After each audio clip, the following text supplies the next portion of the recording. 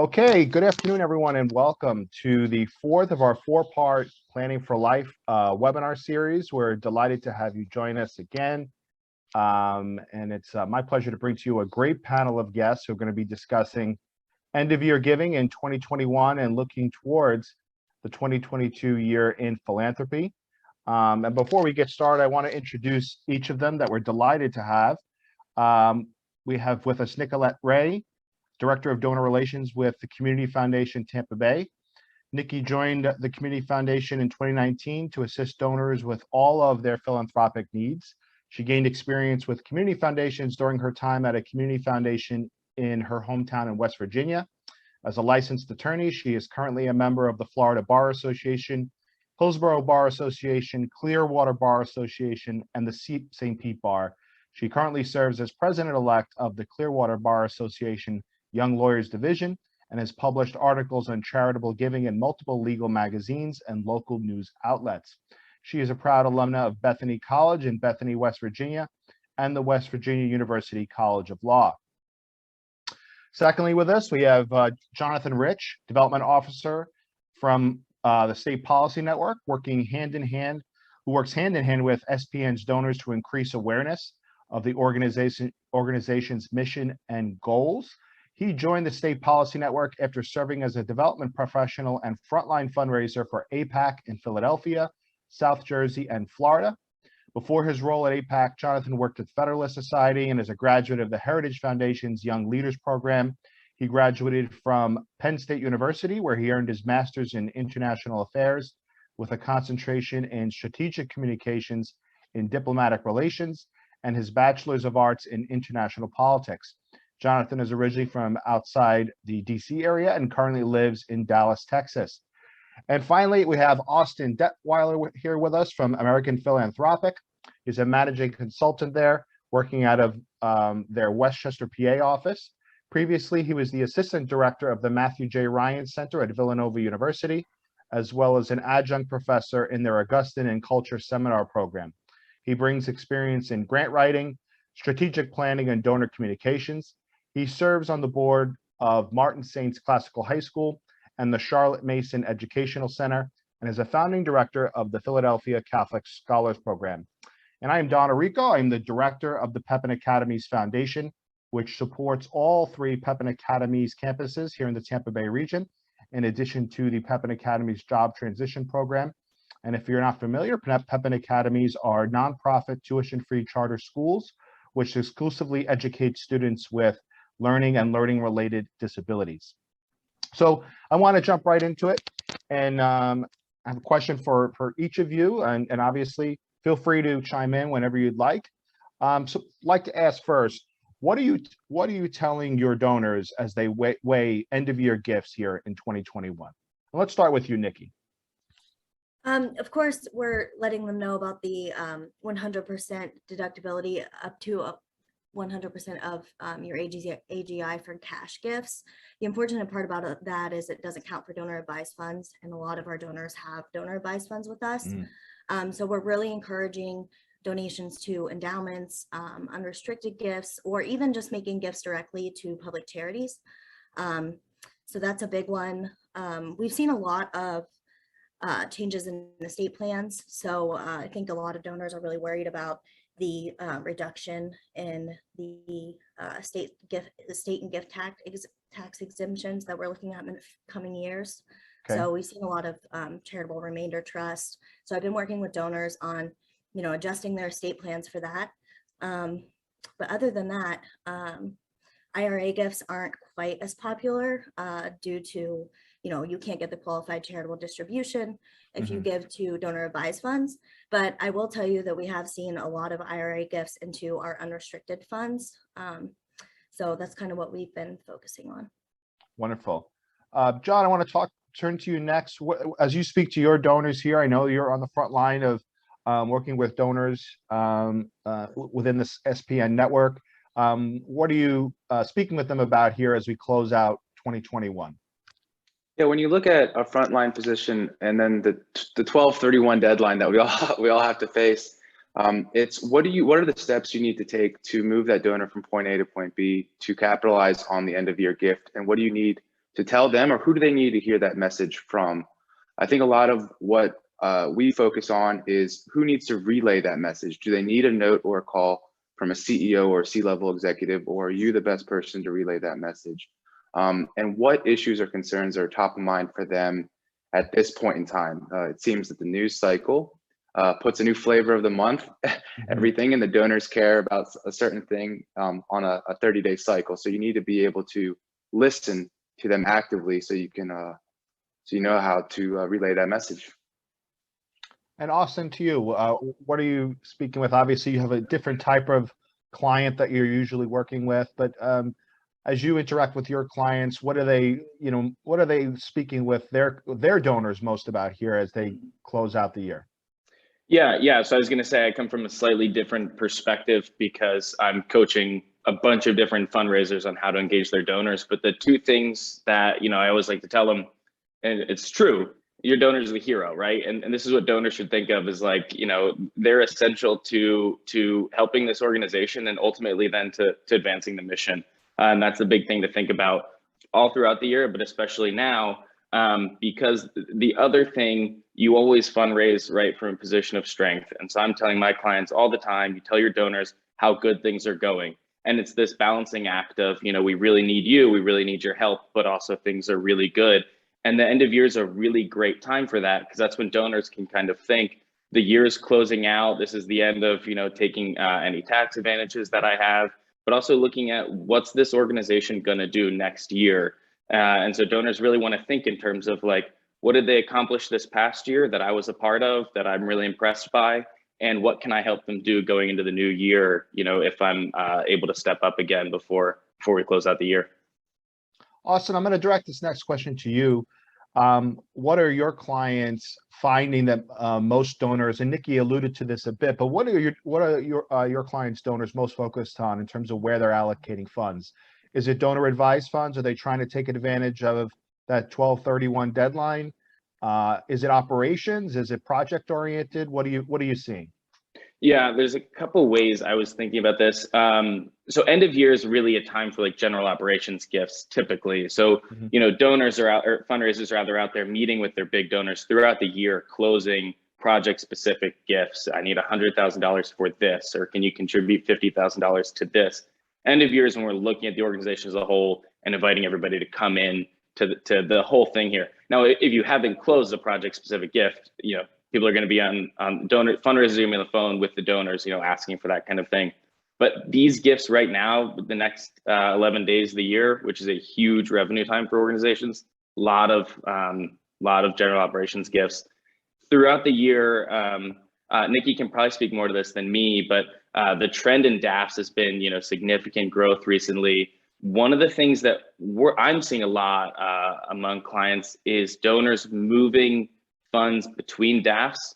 2021 has been an interesting year for some of the larger donor advised fund providers being more restrictive about where they'll let gifts go. And so I'm seeing donors moving money from big ones over to the more boutique niche ones.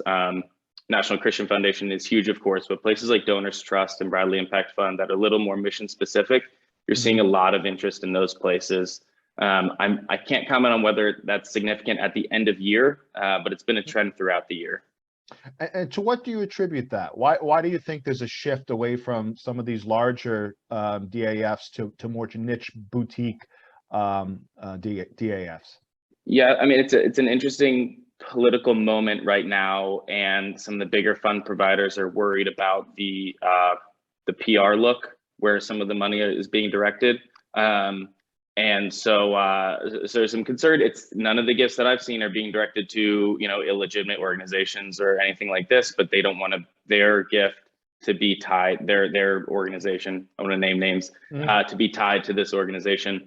The boutique ones are mission driven typically. So the two that I mentioned, Donors Trust and Bradley Impact Fund, exist to support, freedom movement, liberty movement causes. National Christian Foundation is restricted to broadly religious or biblical causes. And so they know that if I put my money there, it's definitely going to go to those sorts of organizations. Whereas we're seeing a little bit of hesitance around some of the big ones to go there. Nikki, what are you seeing? You're based at a local community foundation. Are you seeing a shift in funding from larger DAFs to organizations like yours at the Community Foundation Tampa Bay, where people are being more focused on local projects and local giving? Yeah, I definitely agree with Austin. I think donors, want to give where they want to give, and they don't like to be held back. But we've kind of seen a different reason. I think donors are becoming increasingly interested in receiving advice on where to give. And I think that boutique donor advised funds and community foundations are just perfectly positioned for that. We've had donors reach out to us asking about, what's the greatest need in the community? I think they really want that advice, and it's great that these organizations can, perfectly position where Tampa, needs the money to go. So I think that's another reason that donors are starting to shift from the larger donor advised funds to the more boutique experience. Now, Austin mentioned earlier that towards the end of the year, we always see a move towards giving towards operations. Although we know that most funders don't like to give towards operations in general, are you seeing any shift in that, Nikki, in terms of a willingness from funders to be more involved in supporting the operations of a nonprofit organization that they respect and admire? Yeah, I mean, in fact, I think that December, of giving to operations, and many donors, they give to the same organizations every year. But I've also seen donors, come to me and say, where's the biggest need? I want to give an unrestricted gift to whatever organization needs it the most, and I don't want to, hold back how they can use that gift. They realize that the nonprofits know where the biggest need is, and so we've definitely seen an increase in that unrestricted gifts. So not necessarily geared towards operations, but typically if a nonprofit receives a gift that's unrestricted, they're probably going to use it for operations. Sure, of course. John, your organization is much more tailored towards projects in general, and I would love to get your feedback as to what you're seeing and in terms of end of year giving. Sure. The project specific asks are usually cultivated within like the first 6 to 8 months of the fiscal year. The December and November months are end of year givings for charity reasons, for tax reasons, but the projects, you will need to specify the project, find someone who appreciates the project, speak about the parameters of it. So that is a first 6 to 8 month type of time frame. This quarter, it's more of speaking with donors about the nonprofit, speaking with them about their tax deadlines and things like that. So projects first half, and then we kind of tend to move away from those at the end of year. That said, projects take a long time to develop, and they take a long time for donors to find a passion for it. So sometimes the project can close on December 31st as well, just because they want to play it so close. Sure, I've been there.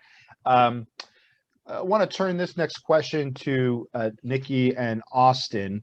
Nikki, you mentioned earlier about the CARES Act benefit, and that will be expiring at the end of this month. There's no indication that that will be extended in any way in 2022. So there are obvious benefits here to giving before the end of the calendar year, and there always have been for tax reasons, but particularly here in 2021, how much of a benefit is this to donors, and kind of a once in a lifetime opportunity to take advantage of this this extension made by the IRS through the CARES Act? Yeah, I mean, to be honest with you, we have only seen a handful of donors that really want to take advantage of this. And it may be because most of our donors hold donor advised funds with us, and it may be that they're not interested in giving to an endowment and they'd rather give the cash directly to a public charity. So that might be why I'm not seeing a huge increase in that. So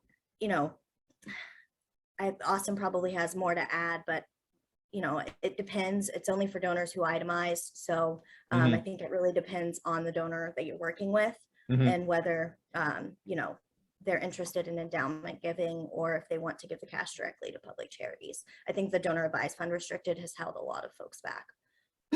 What are your thoughts on that, Austin, on the taking advantage of the CARES Act benefit? And do you think perhaps there's a lack of knowledge amongst many major donors or even, you know, mid-level donors as to how that benefit could play out for them? They may not even know it exists or that it was extended through the year. What are your thoughts on that, Austin? I think there's a good chance a lot of people don't know it exists anymore. I was doing a lot of with my own clients in the end of 2020, talking about the I guess a $300 above the line contribution, and last year it's now $300 per filer, so $600 for married, and the 100% AGI deduction. We were pushing, for instance, last year, and we saw this with some clients, some big donors to clients moving property. It was a great time to sell property you and divest of last year because you could divest up to 100% of the AGI. I haven't seen as much talking about it this year. I don't know if that was a poor strategic decision on the behalf of nonprofits, if it was that donors weren't interested in it. I didn't push the $600 line much with my clients this year. Because it was exciting at the end of last year. We were in the throes of the lockdown and the pandemic and everything, and really pushing the sort of, urgency. It's been very stretched out, and the urgency around that can only last so long. Sure. And at the end of the day, while the $600 benefit is a really good benefit that I would love to see stick around, it's not that motivating of messaging, actually, because most donors who are going to give at that level are giving at that level anyway. It's people who homeless shelter or something like that. They're not thinking strategically about their giving with relation to taxes, and so they're not thinking I'm going to do more. So as I say, last year really exciting, really motivating.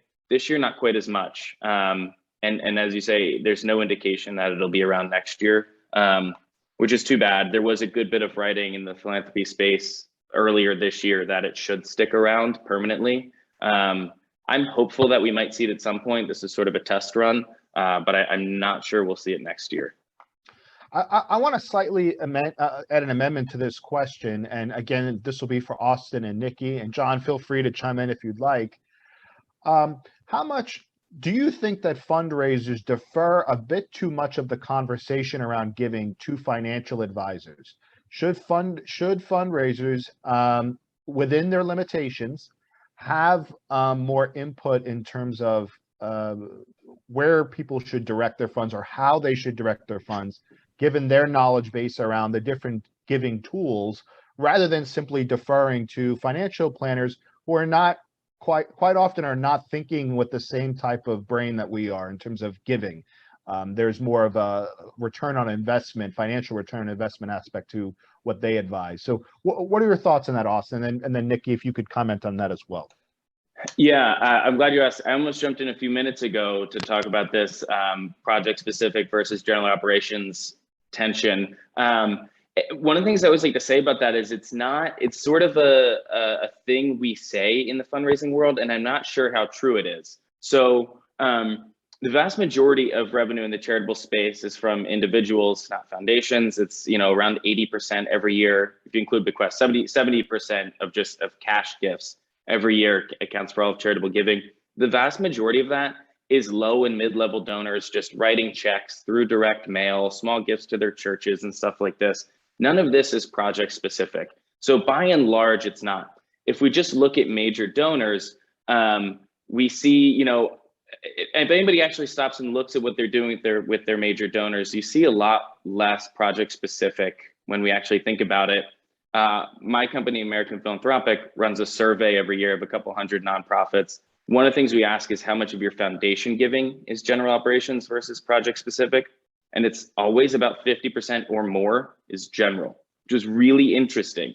So the reason I say all that relates here is I think talking to donors specifically, I don't want to overplay this story because I think a lot of donors start thinking, I better be really careful with my gift. I better direct it the right way because that's what smart donors do. And the fact of the matter is smart donors behave, there's a lot of ways to be a smart donor. I'm not saying you should not do project specific. There's a good reason to, but it's not as if that's what everybody's doing and you should try to be savvy, like your dad was savvy or like your boss is savvy with his giving or something like that. You should give to where you really believe it's going to be effective And that's where you trust the leader and believe in the mission, and figure out the best way working with that leader that you can make a big impact.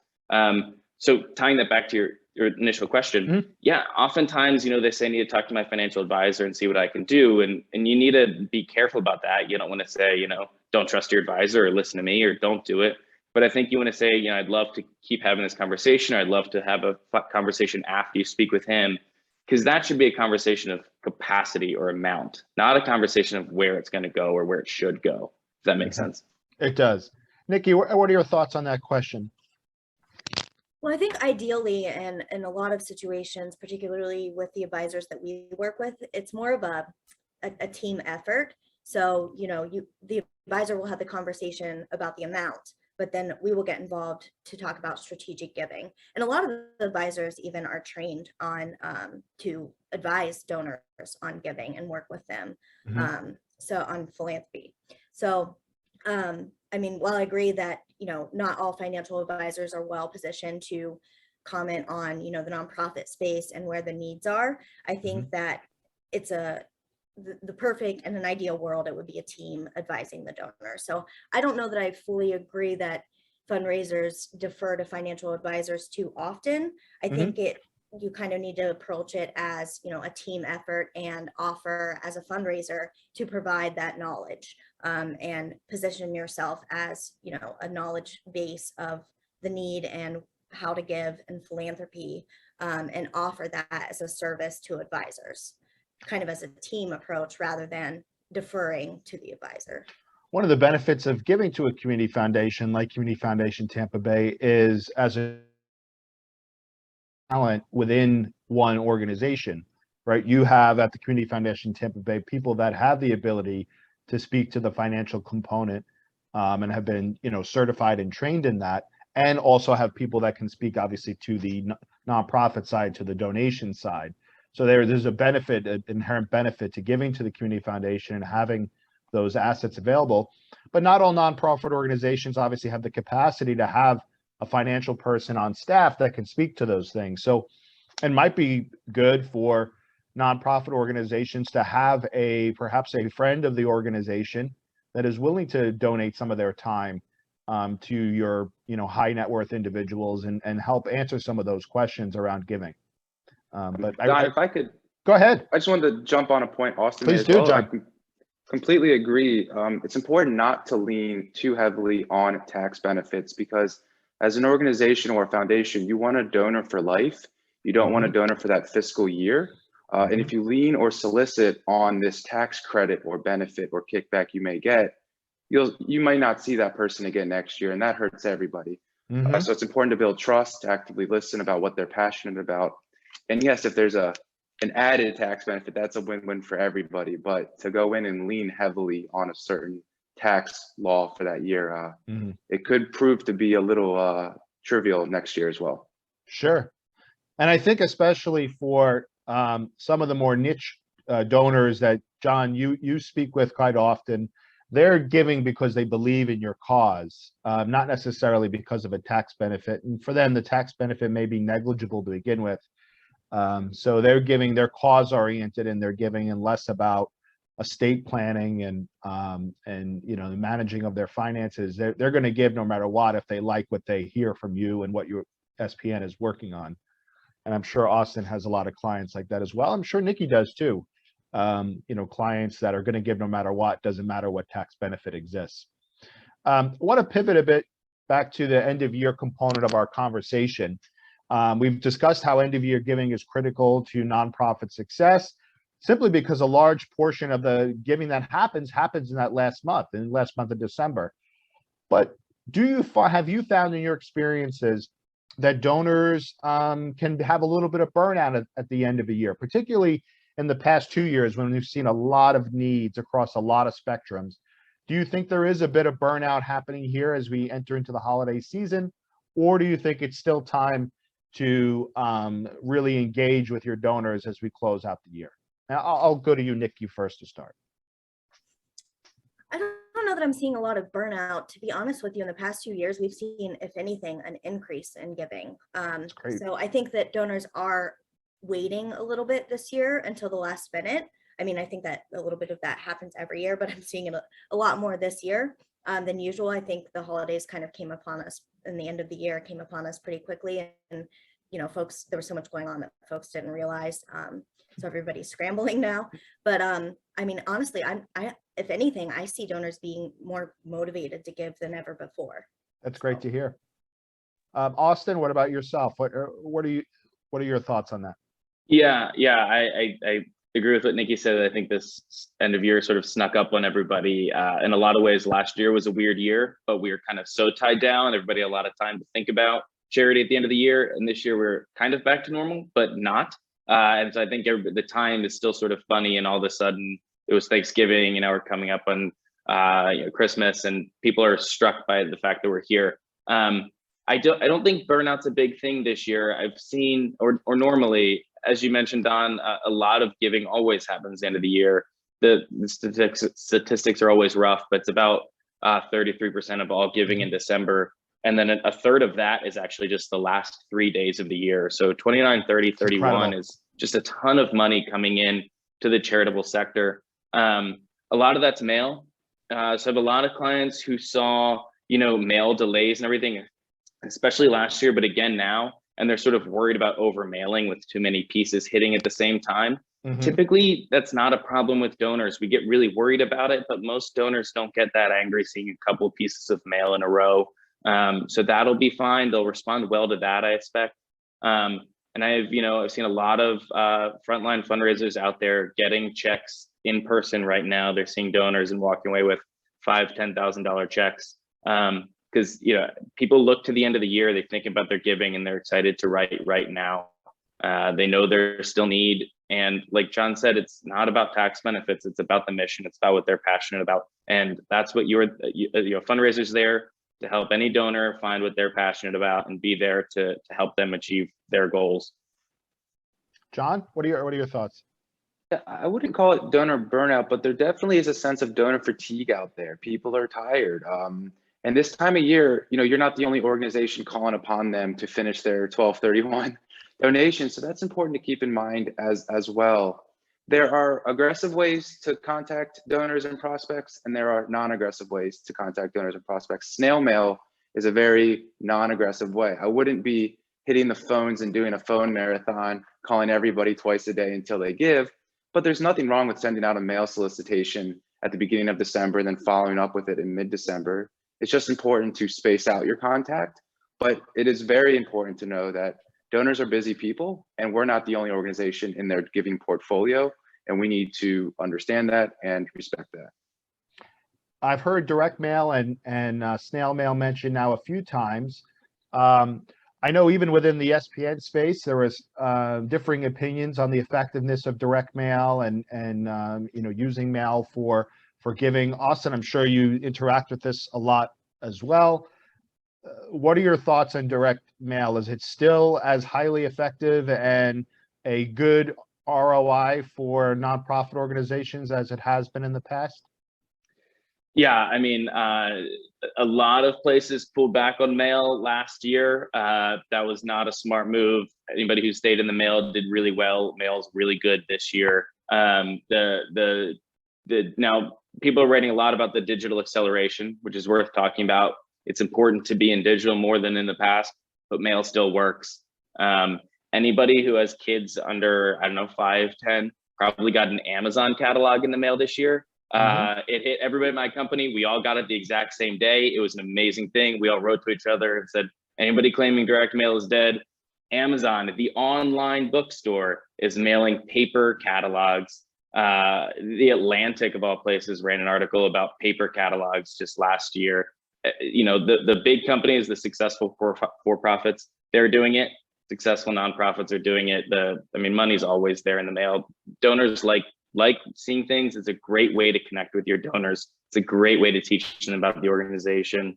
And it's just a really good way to engage, and the money definitely comes in.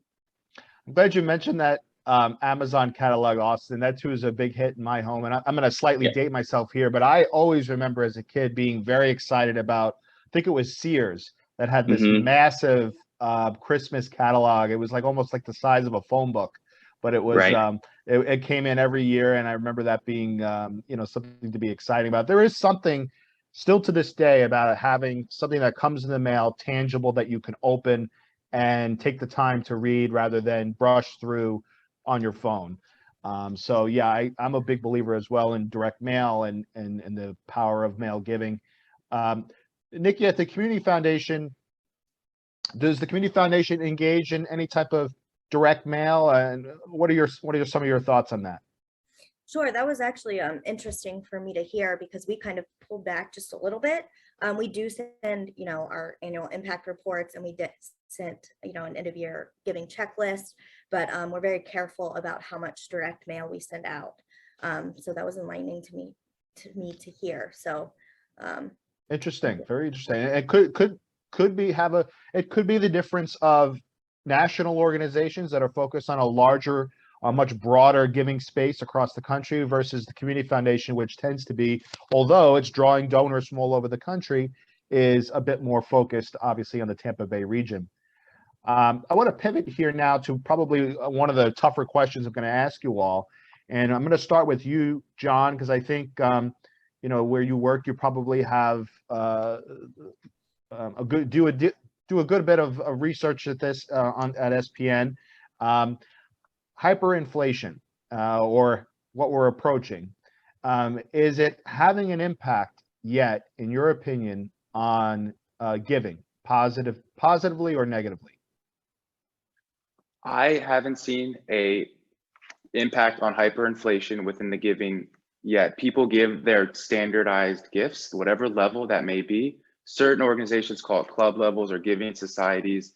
And if a person is part of that $5,000 or $10,000 or $15,000 society, they're going to remain there. Now, obviously, as inflation grows, that value will, relatively, but societies will stay leveled at this point. I haven't seen a direct impact as of yet. Not to say it won't come, though, as we continue to raise the value or decrease the value of the dollar. Austin, you mentioned earlier that a significant portion of the gifts that come from mid-level and lower level donors, cash gifts towards churches, schools, things of the like. Those are the people that tend to be impacted most by things like inflation in the areas that we're seeing. Yeah. What have you seen so far? Has it played out yet? Do you think it will? Yeah, I'm with John. I haven't seen anything yet, but I'm fairly worried about it. I kind of think about it in two ways. So among individuals, people tend to give out of income. And if your income stays the same as inflation goes up, that same amount's not as much. Your dollar's not going as far. It tightens what you can give. On the foundation side, if their corpus is staying the same or growing, at a reasonable rate, they're still, most of them, giving 5%. So whatever piece of the 5% you get, like John said, that dollar just isn't as much. So they might still be giving you $50,000 or $100,000, but that's just not going as far for your organization. What we're really going to see, though, is it's where we see the successful organizations and fundraisers setting themselves apart. John said it a few minutes ago, fundraising is about figuring out what your donor's passionate about and connecting your organization. Donors who are passionate about what they're supporting are going to keep supporting once things get tight, once inflation hits them. They might not support as many places because their dollar's not going as far, but they might not support quite as much. They might have to drop down to giving level, but they're going to try not to, and they're going to dig deep to stay there if you've done a good job cultivating them. Fundraisers who haven't done that better start doing that. But donors who who've been working with fundraisers for a long time or engaging even with the direct mail or digital communications with the organizations they care about, I think they're going to stay on board. So it might be a tough time, but money's going to keep flowing. The charitable sector is incredibly resilient over the past about 40 years. Yes. Nick, this question is, I think, particularly interesting for you because the Tampa Bay region saw the highest inflation year over year in the country. So even higher than places like San Francisco, DC, New York, cities where you would typically see incredibly high inflation. The Tampa Bay region has seen the highest, but is also one of the hottest markets in the country in terms of people moving here and money and businesses moving here. So have you seen any impact yet here in the Tampa Bay region? No, to be honest with you, it has not affected giving at all. If anything, like I said, the past 2 years, giving into the foundation and out to public charity has increased, Mhm. tenfold. Mhm. So, and if anything, as hyperinflation increases, I feel like that's where donor advised funds come in, rainy day Mhm. funds. I think donors will still be giving, if not, even more when they understand that nonprofits are struggling. They'll be Yeah. giving a lot out of their donor advised funds. And I feel like that's, a perfect purpose for donor advised funds. Agreed. Good. Yeah, that's a great point. So, we've spoken here about the inflation briefly. What trends philanthropically have you all seen emerge here in, let's just say, the last 2 years, 2020 to 2021? It's obviously been a whirlwind year for a lot of people in a lot of different ways. But what trends have you seen emerge that perhaps were not the case in 2019? And we'll start with you, Nikki. I think one of the biggest trends, we've already touched on this a little bit, is donors really valuing advice and being more strategic with their giving. They want to stretch their dollar a little further and make sure that they're going to be making the biggest impact. I've also seen an increase in donors, wanting to see the impact of their donation. We've done a lot of we recently got this tool called ThankView that allows nonprofits to send videos of how they use their donation. So I've really seen donors want to interact directly with the nonprofits a lot more. They really want to, talk to people. They don't want to just send a check. They want to see how their money is being used and if it's used wisely. That's probably the biggest trend that I've seen. Beyond that, another big trend is just more legacy giving, adjusting their estate plans, working with their attorneys to ensure that they're set up for, their end of life and their legacy plan, particularly generationally. We've seen a lot of donors get their children involved in giving as well. So that's been a good trend. Great. John, how about yourself? What have you seen in terms of the donors that you work with? Any trends that have emerged in the past 2 years? I would definitely agree about the tangible impact. People want to see the material benefit that they can provide. The people that I've been interacting don't want to hear that, oh, while they do want to hear that, they would like to hear more than just that it's going to help us accomplish our mission, and this is our mission X, Y, and Z. No, your dollars help to send this kid to school, or these dollars help to fulfill this project. Here's the project, here are the results, here are the tangibles. I've seen that more and more and more. Donors who are experiencing that donor fatigue that we spoke about earlier really want to see these tangible benefits, and you can provide that with your annual reports, your impact reports, your quarterly newsletters. Something that is spurred out of the pandemic, or at least accelerated, is the personal connection I've seen from donors. They want to see you, they want to meet you, they want to know who you are, they want to learn more about you. You're not just a nonprofit, you're a person that they want to get to know, and they want to invite you in to have coffee. So that is probably a accelerated result of the pandemic as well. The last point I'd like to make is the donor intent of donor dollars. People not only want to see that there are tangible benefits, but they want to make sure that their money is being spent wisely and efficiently, and that you're running your nonprofit like you would a business, and that you're using their dollars as they would as if you were their own family. So donor intent, tangibles, and personal connection I've seen as trends. Great stuff, John. Austin, what about yourself? You obviously work with a wide range of clients. So what have you seen in trends in philanthropy amongst your clients? Yeah. John, I'm glad you brought up donor intent. In the sort of philanthropic space, you're seeing a lot of it, especially higher education. We're seeing a lot of talk about it. We just published a piece in our journal this morning about it with regard to higher education. You're seeing more of it. And then on, I really like this about, personal connection, tangibles. I think those two things actually go really well together. The first example I saw about this last year was early in 2020, Jim Purdue, the CEO of Purdue Chicken, big major company, took a video with his iPhone, just like by a truck, just saying, "Hey, I'm so grateful to all my customers. Here's our chickens. I love you." Really just authentic, uncut, raw. And a lot of businesses are starting to do this. You're seeing it with nonprofits. And it's just a way to, it doesn't cost money or time to get your donors connected to their actual, impact. Just take a little video with your phone, show them what they're doing, just a quick touch base, send them a little note, stuff like that makes them feel connected. And those are the sort of things that are going to help organizations thrive through, whatever comes with regard to hyperinflation. The big trend though that we're seeing, so as I mentioned, we have this publication that we put out called Philanthropy Daily, talking about the philanthropic space and nonprofits. And we've been writing a lot about what we're calling the pro-grantee revolution. I have no idea if we coined it or not. I can't remember. But middle of last year, a bunch of foundations signed on to this document committing to ease their giving requirements to nonprofits, to up their giving and to lower reporting requirements, knowing that everybody's spread thin, has a lot going on. They don't have time for this. And so we're talking about it going into this year, whether, they'll stick around with that kind of thing.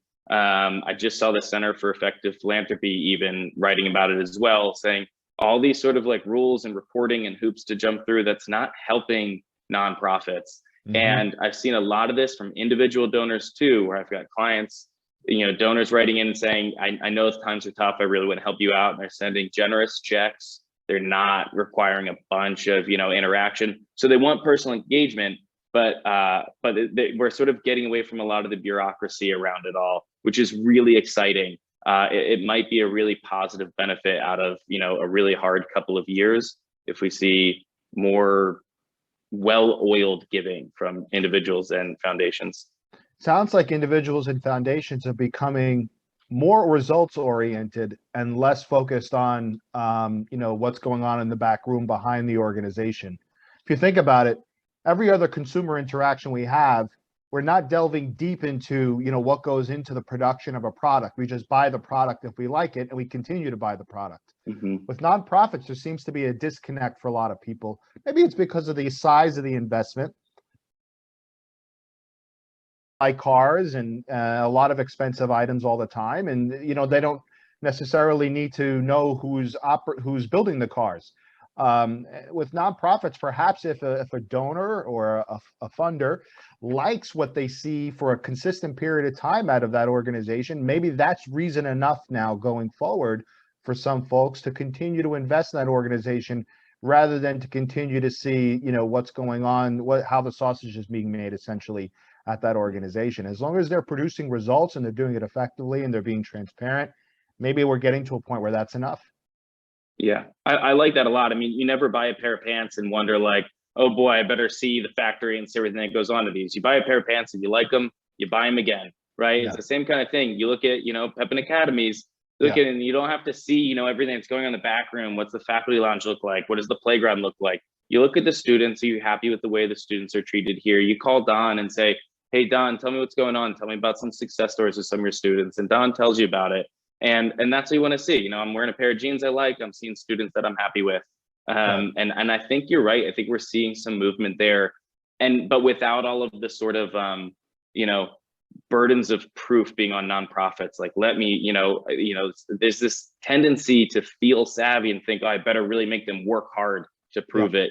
But a little bit more of this just personal connection can sort of circumvent that work.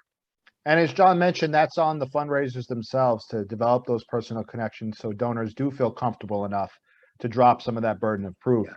And I'm glad you mentioned some of the videos. We did something here, Pepin Academies Foundation, earlier in the year to celebrate a successful golf tournament that we had. And I simply went out to one of the campuses and was able to get a number of students on video thanking our donors. And that simple thank you, that little highlight reel of thank yous from our students went a really long way with all the participants in that tournament. Really meant a lot to them and received some really great feedback. So just personal, very raw cuts sometimes of who you're actually serving and impacting, goes a long way.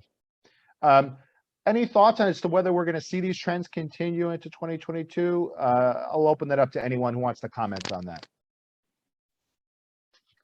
I'm optimistic. I've seen it with some of the foundations we're working with that they've been a little easier around it. I've been surprised in the past couple of weeks, some checks coming in from donors that, are just their second gifts or third gifts, and they're increasing their support here. you have big people, which I'm kind of, so the Center for Effective Philanthropy writing about it, I think that's a big deal. They're big in this space. Mackenzie Scott's been writing a lot about her philanthropy. I don't want to overplay the role of one person, but she's giving a lot, and she's sort of, I hope, setting an example of more streamlined giving. And it just saves time. It's less work for the donor to have to go through all this trouble. So yeah, I'm optimistic that we'll see some of this stick around. Great. Any other comments on that as you go into 2022? Whether the donor trends that we've mentioned, whether they will continue? I think so. I mean, I think, now that donors have started to be able to see their impact and are getting, these videos and thank yous and more personal connection, I think they're just going to want more of it as we move on. And, it's a wonderful, it's been amazing to watch actually the past couple of years. I think, with COVID and, in 2020 and 2021, people really stepped up to the plate, and I think they're going to continue to do so. Yeah, that's great. I want to move now into the final portion of our panel here today with some tailored questions here for our panelists. I'm going to start with you, Nikki.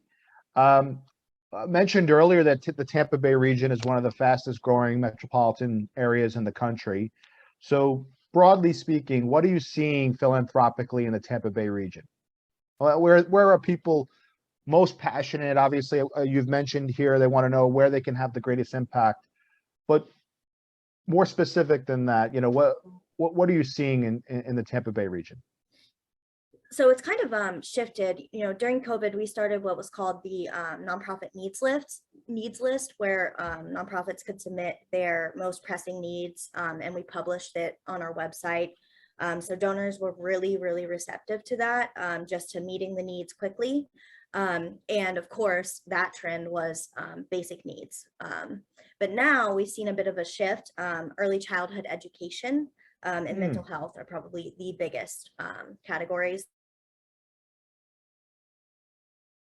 A reason for that, I think donors are looking ahead and they're thinking, okay, we met the basic needs, we got through the worst. Now let's see how we strengthen and rebuild and, look towards the future. So very good insight there. Next question for John. John, how focused are your donors? And this obviously plays a role here for Pepin Academies. Pepin Academies is one of the great beneficiaries of school choice here in the state of Florida. But for school choice, a school like Pepin Academies would not exist. And the families that we impact through our 3 charter schools, we just would not be able to serve.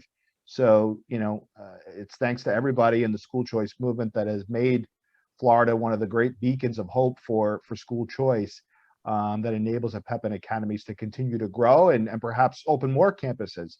So how focused are your donors, particularly what we've seen here in education in the past couple of years, on supporting school choice, given a lot of those hot button issues around it? Look, parents should have agency over their child's education. It's plain and simple. Donors are very hot on education right now. Education reform is one of the biggest reasons donors give to the state policy network. It is also consistently ranked as the #1 priority for most state think tanks in our network of groups in all 50 states. Most education decisions happen on the state level. So states are where we can have the biggest impact in making change to improve the system. Right now, donors and of course parents too have never been more focused on this because of what has happened throughout the pandemic. The school shutdowns really woke parents up, and we're here to listen and do something about it. Given that this question is obviously closely related to the first question to you, John, I want to go to the second question. With it becoming increasingly popular across all political spectrums, school choice being, what kind of messaging is SPN focused on to communicate this need to donors? Right. Who may not have children in the school system anymore. I'm sure many of your donors no longer are raising kids. Their kids are grown up and have, graduated. So what kind of messaging is SPN focused on there? Sure. And it's not just kids, but it's also grandkids. Grandparents care about the way their grandkids are being schooled, and what they're seeing on the news they don't like. And we want to communicate more than anything else that the window of opportunity for school choice reform, it's right now, and we can't let it go by. Thus far, it's been very difficult to get school choice reforms passed in the states. I believe before 2021, there were about 5 ESAs passed. In 2021 alone, 6 were passed in the states, and others expanded their Wow. programs. Change happens too slowly because of politics or pushback, especially in this political climate. Mhm. But we need to strike while the iron is hot, and the critical support from donors. And we talk about projects. These are things that are key right now. The window of opportunity is right now. Great stuff, John. Austin, to you, obviously you work with a lot of different clients. They're going to be doing a lot of thanking for end of year gifts here.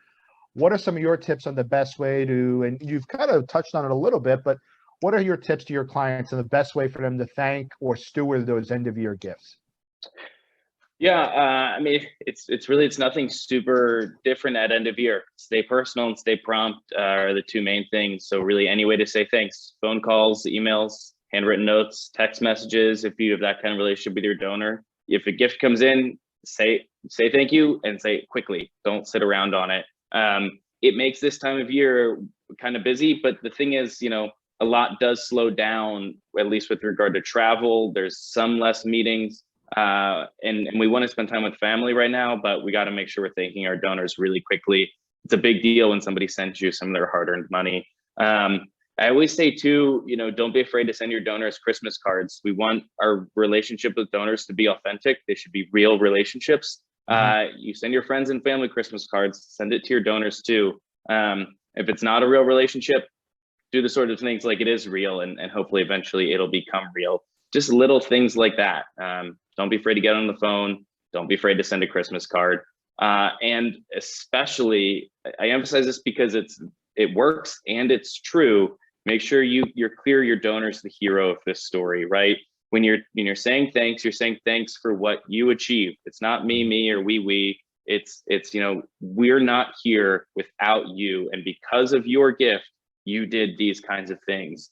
It's true that that's what the donors' dollars do, and it keeps them happy. That's fantastic. How much do you think, second part to this question, how much do you think board members should be involved in the stewarding of major gifts? You know, how effective is that in terms of getting phone calls and notes from board members? Yeah, boards are, I'm sure your board's great, Don. I'm sure your board's great, John, Nikki. Boards are a thorn in the flesh, a thorn in the side for so many organizations. You know, they're supposed to give, they tend not to. They're supposed to help, they tend not to. They have ideas, they're not good. You know, now there's always exceptions to the rule. I hope they're all good. You want them to be more involved, but we can spend a lot of time talking about getting board members involved, and instead of just realizing like it's not going to work, let me just go out and fundraise. That said, one of the best things you can do with board members, instead of saying, hey, Don, can you send me 5 names of friends of yours with capacity? What you can do is go to them and say, hey, let's grab lunch. And during lunch, say, I found these 5 people. I think you might know them. Do you know any of these guys? Can you make an introduction? Keep that information obviously in your database.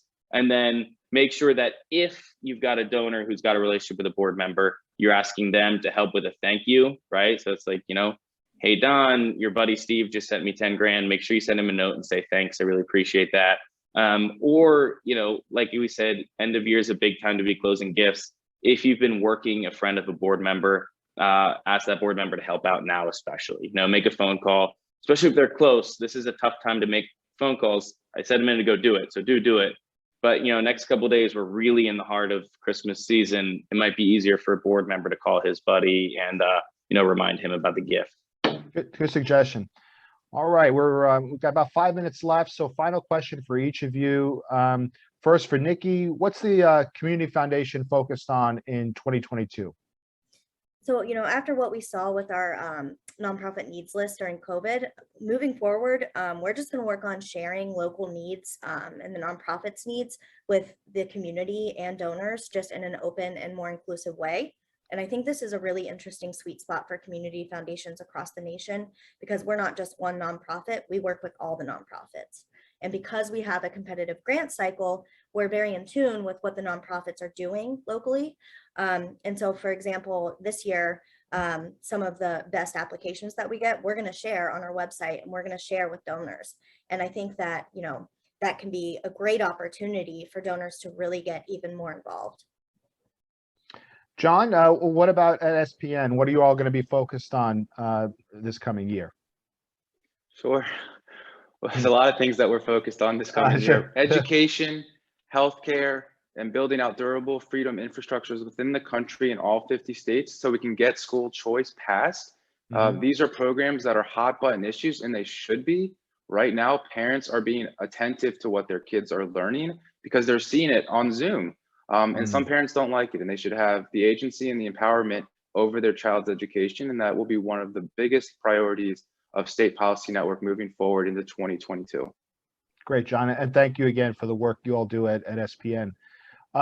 Austin, what types of projects have your clients been focused on for most of the past year? And what do you expect to see in the coming year?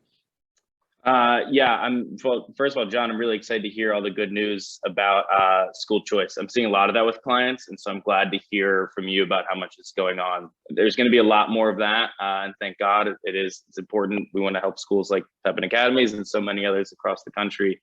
And like John says, now's the moment. I'm seeing related to that a lot of attention slipping back into high school. A lot of places are they're keeping their higher education focus, but they're increasingly realizing, a lot happens in the formation of kids in the high school and even middle school years that we want to influence before they even get to college. And then we're seeing a lot of stuff around free speech and First Amendment rights is really, really hot right now.